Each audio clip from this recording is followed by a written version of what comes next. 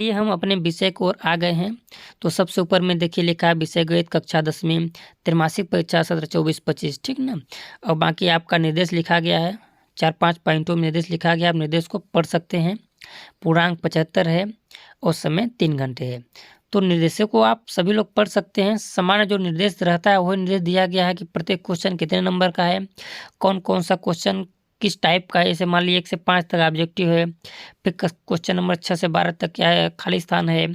इस प्रकार का जो निर्देश दिया रहता है इसमें बहुत कोई खास नहीं है, लेकिन आप इसे मोटी मोटा हिसाब से पढ़ सकते हैं।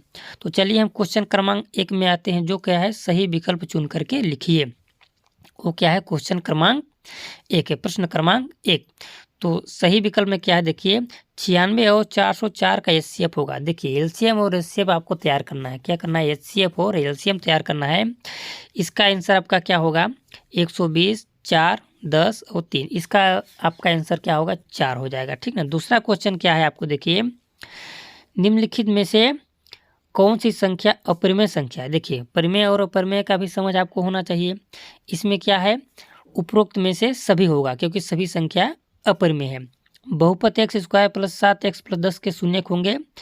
इसमें क्या होगा आपका उत्तर, इसमें है -2 -5। कौन सा ऑप्शन होगा, ब ऑप्शन होगा, ठीक है।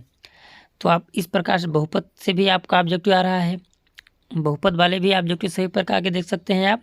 इसमें हम बता ही दिए कौन सा होगा, ब नंबर -2 और -3। इसके निम्नलिखित में से दो चर में रैखिक समीकरण है। अब रैखिक समीकरण से भी आप ये आपका एक ऑब्जेक्टिव आ गया है। 2x² प्लस 3y बराबर 5, 3x प्लस 4y स्क्वायर बराबर 6। स नंबर है आपका 4x² प्लस 5y स्क्वायर बराबर 6, 5x प्लस 6y बराबर 7। तो आपका उत्तर होगा द। कौन सा उत्तर होगा आपका, द नंबर उत्तर सही होगा, ठीक ना। तो रैखिक समीकरण से भी आपको देखना है, सभी ऑब्जेक्टिव देखना है, नहीं कि जो हम यहाँ पे बता रहे होंगे इसको देखना है। 5वां है समीकरण x² प्लस x माइनस 1 बराबर 0 के मूलों की प्रकृति है। जिसको मूलों की प्रकृति वाला क्या है चैप्टर आपका, पार्ट 1 वास्तविक संख्या, ठीक ना। इसमें से आपको ऑब्जेक्टिव सही प्रकार के ऑब्जेक्टिव को पढ़ना है। इसमें आपका होगा द नंबर। कौन सा होगा, द नंबर, द नंबर नहीं होगा इसमें, वास्तविक और भिन्न होगा, और भिन्न होगा इसमें, ठीक है। इसके बाद होगा बिंदु -4 -7 किस चतुर्थांश में स्थित है। तो चतुर्थांश वाला से भी आपको पता होगा कि 4 चतुर्थांश होते हैं, प्रथम द्वितीय तृतीय चतुर्थ। प्रथम में सब क्या होते हैं, प्लस प्लस होता है, द्वितीय में क्या होता है माइनस प्लस, तृतीय में होता है माइनस माइनस, चतुर्थ में होता है प्लस माइनस। तो इसका ऑप्शन होगा तृतीय चतुर्थांश, ठीक ना। तो चलिए अब है प्रश्न क्रमांक 2, रिक्त स्थान की पूर्ति कीजिए। प्रश्न क्रमांक 1 है 3√2 एक डैश डैश संख्या है, तो इसमें क्या होगा, अपरिमेय संख्या। इसमें क्या होगा, अपरिमेय हो गया। फिर प्रश्न क्रमांक 2 है द्विघात बहुपद के शून्य की अधिकतम संख्या। इसमें कितना होगा, अधिकतम संख्या कितना होता है, 2 होता है। दूसरे का ऑप्शन कितना होगा, उत्तर कितना होगा, 2 होगा, ठीक है। इसके बाद आता है 3 नंबर क्वेश्चन, समीकरण 2x प्लस 3y बराबर 5 में यदि x बराबर 1 तो y बराबर क्या होगा। देखो इसको हल करना पड़ेगा, आप लोग वीडियो को रोक करके हल कर सकते हैं, ठीक ना, क्योंकि आवाज़ आगे पीछे हो जाता है। वीडियो को हम पहले चला देते हैं, आवाज़ बाद में देते हैं, ठीक है। तो इसको ये मत समझिए कि गलत है, क्योंकि आवाज़ थोड़ा सा आगे पीछे हो जा रहा है, इसको सेटअप कर लिया जाएगा, बहुत जल्दी कर लिया जाएगा, ठीक है।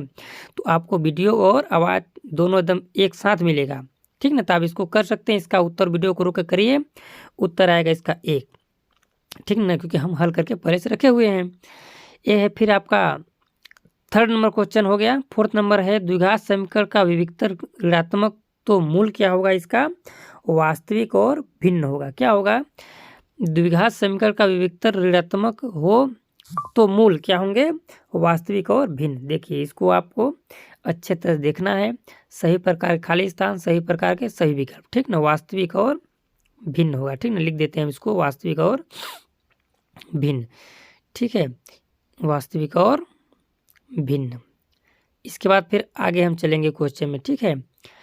5वां नंबर है सभी डैश डैश त्रिभुज समरूप होते हैं, तो क्या होगा, सभी समबाहु त्रिभुज क्या होते हैं, समरूप होते हैं। फिर 5वां नंबर समांतर श्रेणी के कोई दो लगातार पदों का अंतर क्या कहलाता है, सार्वंतर कहलाता है। ये आपका रिक्त स्थान हो गया और सही विकल्प हो गया, ठीक ना। इस चैप्टर में हम लगभग आपको क्या करवाएंगे, ऑब्जेक्टिव वाला सिर्फ करवाएंगे, सभी प्रश्नों का हल नहीं करवाएंगे। तो चलिए अगला हमारा क्वेश्चन है आपका प्रश्न क्रमांक 3 है, सही जोड़ी बनाइए।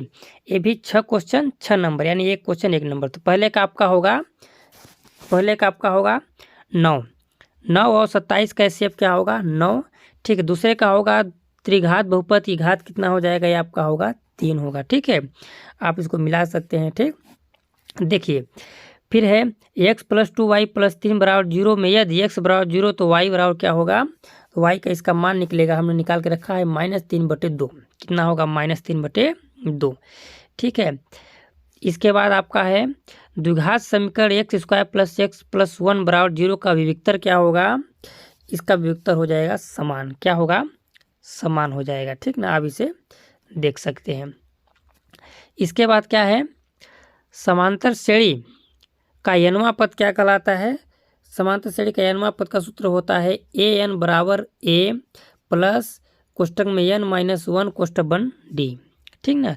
सभी त्रिभुज, सभी समबाहु त्रिभुज होते हैं क्या होते हैं, समरूप होते हैं। तो आप इसे देख सकते हैं कि एचसीएफ सभी में आ रहा है, रिक्त स्थान में नहीं आया, लेकिन सही विकल्प और जोड़ी में आ गया, तो आपका एचसीएफ पढ़ना ही पढ़ना है, ठीक है। आपका प्रश्न क्रमांक 4, एक शब्द अथवा वाक्य में उत्तर दीजिए, ठीक ना। पहला क्वेश्चन क्या है, देखिए वही पहला क्वेश्चन आ गया क्या, एचसीएफ वाला।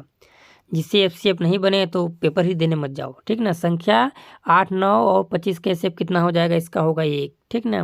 रैखिक बहुपद की घात कितनी होती है, तो रैखिक बहुपद में भी घात कितना होता है, 1 होता है, इसका भी उत्तर हो जाएगा आपका 1। फिर है रैखिक समीकरण y = mx + 3 में यदि y = -2 y = 5 तो m का मान क्या होगा, इसको भी निकाल कर हमने रखा हुआ, इसका मान कितना आएगा -1। इसका उत्तर कितना आ जाएगा -1 आएगा। तीसरे का उत्तर कितना हो जाएगा, आप इसे लिख सकते हैं, बगल में लिख सकते हैं, कॉपी में लिख सकते हैं, आप निकाल सकते हैं, ठीक ना। कितना निकालेंगे आप, -1 निकालेंगे, ठीक है। फिर है समीकरण ax² + bx + c = 0 में मान b² 4ac क्या कहलाता है, कहलाता है आपका विविक्तर, क्या कहलाता है, विविक्तर कहलाता है, ठीक ना। इसके बाद आपका क्वेश्चन क्रमांक है 5, यदि किसी श्रेणी के पदों की संख्या सीमित न हो तो उस श्रेणी का कौन सा कहलाएगा, इसका होगा अपरिमित श्रेणी। कौन सा कहलाएगा, अपरिमित श्रेणी, ठीक ना। आप लिख सकते हैं इसे बढ़िया से। फिर आपका है सबसे सरल है 5वां नंबर 6वां नंबर, मूल बिंदु के निर्देशांक क्या होते हैं, 0, 0 आप लोग जानते ही होंगे, ठीक है।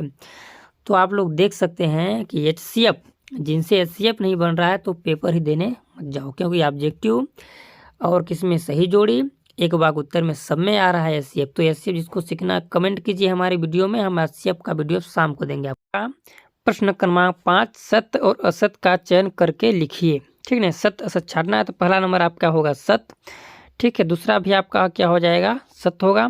तीसरा भी क्या है आपका, सत्य होगा, ठीक है।